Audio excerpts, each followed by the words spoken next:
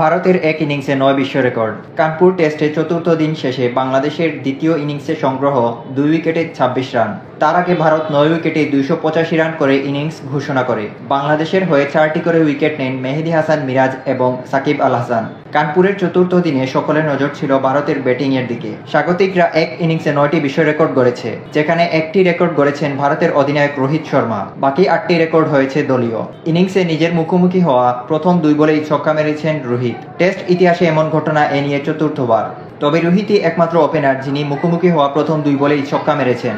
নিজের মুখোমুখি হওয়া প্রথম ২ বলে পেসারকে ছক্কা মারা প্রথম ব্যাটারও রোহিত। ভারতের পরের ৮টি বিশ্ব রেকর্ড অদূর ভবিষ্যতে কোনো দল ভাঙতে পারবে বলে মনে হয় না।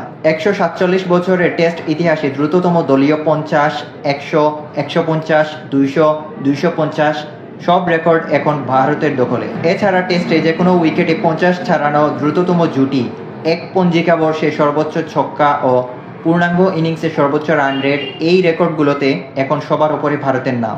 ভারতের ইনিংসে ওভার প্রতি রান টেস্ট ইতিহাসে পূর্ণাঙ্গ ইনিংসে যা সর্বোচ্চ।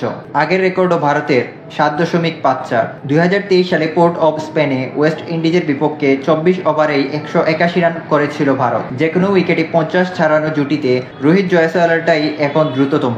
উদ্বোধনী জুটিতে আজ দুজন মিলে করেন ২৩ বলে ৫৫ run, run rate ১৪.৩৪। Rohit Jaiswal আজ বাংলাদেশের বিপক্ষে যে রেকর্ডটা ভেঙেছেন তা মাত্র ২ মাস আগেই হয়েছিল। গত জুলাইয়ে এজবাস্টন টেস্টে ওয়েস্ট ইন্ডিজের বিপক্ষে ইংল্যান্ডের ১০ উইকেটের জয়ের দিনে অধিনায়ক বেন স্টোকস বেন ডাকেটকে নিয়ে ওপেনিংয়ে নেমে গড়েছিলেন ৪৪ বলে ৮৭ রানের অবিচ্ছিন্ন জুটি। রান রেট ছিল ১১.৮৬। নাইমুর রহমান, আধুনিক কাগজ।